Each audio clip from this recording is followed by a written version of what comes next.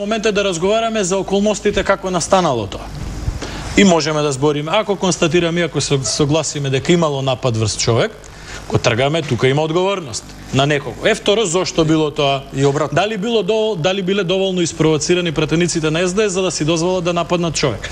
Што станува збор? Тоа обезбедување, кое што вие го викате собраниско обезбедување, нема такво тело во државата.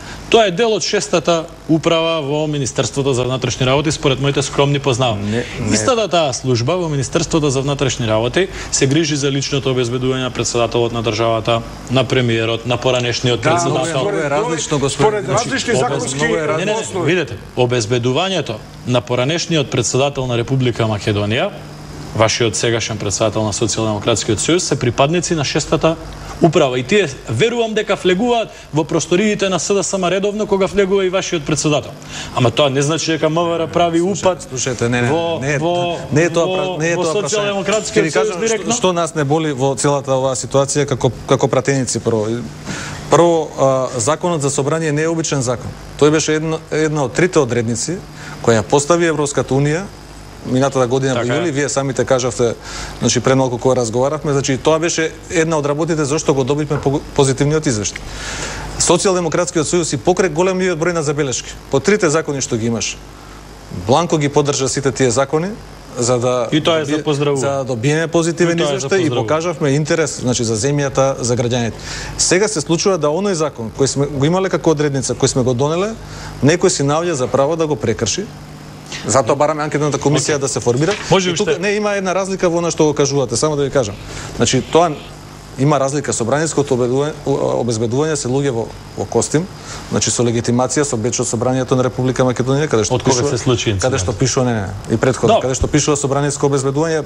Претходно сите сме пишува МВР, сектор за обезбедување, не знам како, меѓутоа имаат легитимација. Овие луѓе беа луѓе во фармерки, значи во облека нормална, цивилна, обезбедување димовски. Цивилна со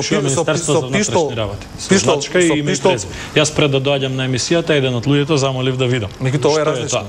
Значи што се случува сега? Луѓе во цивилно обезбедување кое што јас и вие го знаеме долго време носи оружје.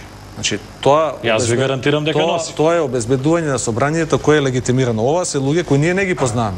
Значи од каде да знам јас кој е тој човек кој седи пред мојата канцеларија таму со пиштол во џебот, без било кој да ми извести дека таков човек е присутен во парламентот. Тоа е клучното прашање. Парламентот е клуч на демократијата, не може така. Нема збор за тоа. Значи не вемова. Значи тоа е дебата која што не е потребна да ја водиме. Бар ние како пратеници имаме врвен интерес постојано да ја надоградуваме демократијата и да ја зголемуваме силата на собранието.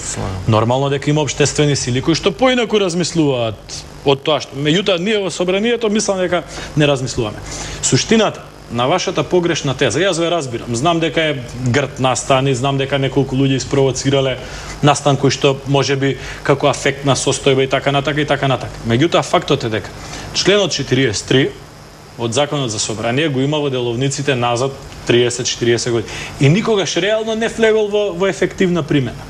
Поради тоа што никогаш досега не е формирано донесовме закон поради инцидентот во собранието.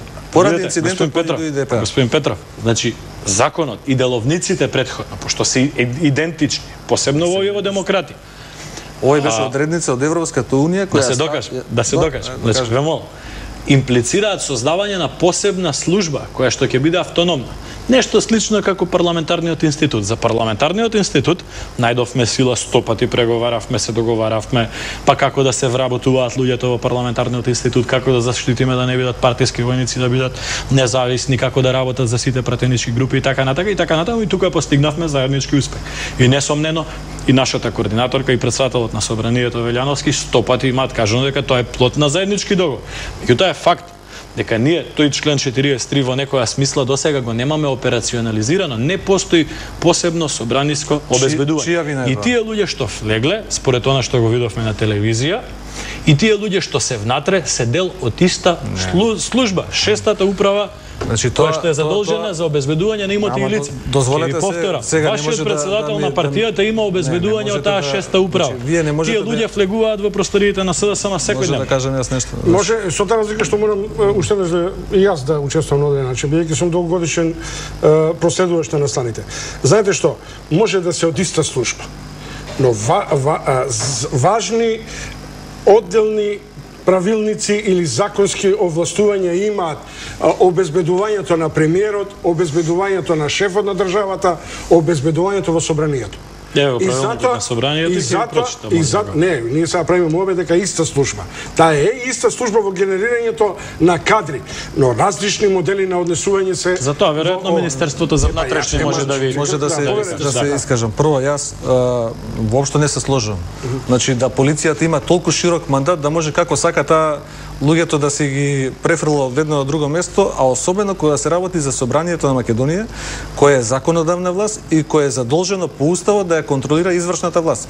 Не може министерката за внатрешни работи, значи правиме една паралела, што е она, зошто нашите пратеници сметаат дека тоа е еден вовед во полициска држава. Не може да си дозволи, значи да праќа писма пред изречена пресуда, да етикетира, да омаловажува, да квалификува, значи во писмо, и да ни држи пресконференција на МВР во собрание. Значи, ја сум шокиран од тоа. Која е таа смелост? Значи, на оној што те бира, значи собранието ја бира, не ја гласа владата, да му кажеш ти не си ништо. Тоа е она што мене и на пратениците од СДСМ ни пречи. Вие рековте дека имало недолично. Вие ја побаравте министерката да дојде во собрание. Ние ја побаравме министерката да дојде на разговор во собрание. Значи, не ја побаравме министерката во собрание да ги злоупотребува, да ги вади сликите, да ги дели на новинарите, да ги заокружува главите на пратениците, што е скандалозно во секоја држава, и не воопшто не се впуштивме во таква дебата на тоа ниво да таа кажува кој како се однесува и според неа дека одговора. Тоа е однесување кое за министер за внатрешни работи е недозволено. По игра на случајност јас бев вечерта во собранието. Не бев на местото. Настанот бев во кабинетот на председателот Велјановски. Вашата пратеничка група дојде и побара да дојде министерката и да се предадат комплет фотографиите и снимките. И тоа беше. Што може Социјалдемократскиот сојуз да ги има тие фотографии и снимки, тогаш може целата јавност да ги има тие фотографии и снимки. И тоа е во насока на демократизација.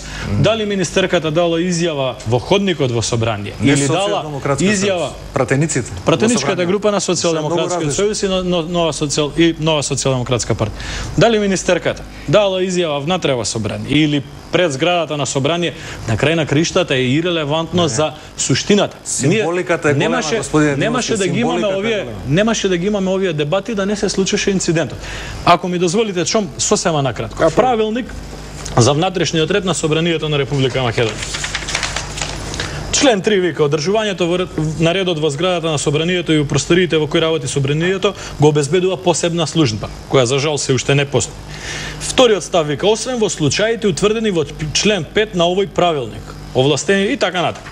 Член 5 вика: во зградата на собранието можат да влегуваат пратениците, функционерите, државните службеници, лицата со посебни овластувања и одговорности. Пропишано е со закон како може да влегуваат. Тоа е закон за собрание. Правилникот веројатно е донесен врз основа на закон, не е донесен. Ако е, оспорете го на Уставен суд. Ама не можете така. Таму ќе ви помине сигурно. Ама не можете. Ама ова е од 2008 година. Кажувате не е убаво. Прво оваа реченица што ја кажавте не е убаво, според го Уставен суд, таму ќе ви помине сигурно. Не може некој што кажува дека треба да се почитуваат институциите, сега да кажува дека не треба да се почитува некоја институција, дека таа институција работи. Не знам. Да не отвараме не е добра дебата. Да не пресликаме собраниската седница, иако мислев дека како да се со пооладени глави како да се доближувате до некаков компромис. Значи уште еднаш повторувам. Има ли шанси да се формира анкетна комисија, зашто тоа е објективно институт кој може да ја реши комплетно ситуацијата со мирна глава и да се помалку девастирате од оваа меѓусебна конфронтација за да преминете кон стратешките задачи кои не водат.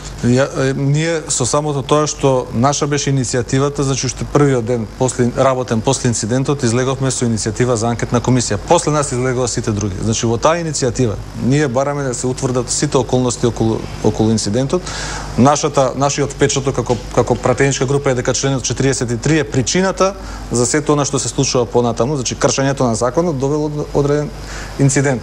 Спремни сме меѓутоа, значи во интерес на демократијата да ја прифатиме можноста да се разгледат сите законски и подзаконски акти, дел од овие кои ги цитиравте вие, сите околности на настанот и да се утврди одговорноста на сите учесници во настанот. Поголема коректност од наша страна како опозиција, не знам кој би можел да очекува. Меѓутоа, тоа треба го направиме што е можно побрзо и да не го врзуваме